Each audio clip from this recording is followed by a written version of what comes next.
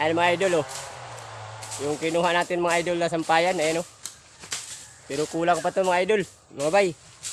Kulang pa yan kailangan pa natin ng dalawang sanga para iganyan yung purma niyan mga bay oh.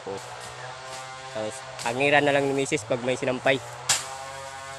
Dito ako sa bundok mga bay. Kasama ko yung mga kapitbahay ko. Ayan o.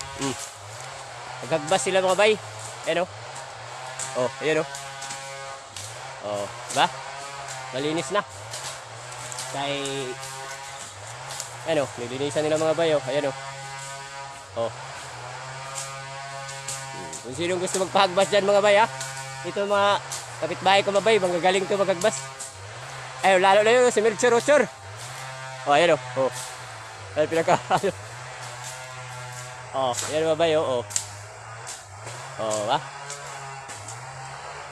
Kumuha tayo ba mga bay ng sampayan ni misis. Para pag naglaba, may sampayan na. Okay, salamat mga bay.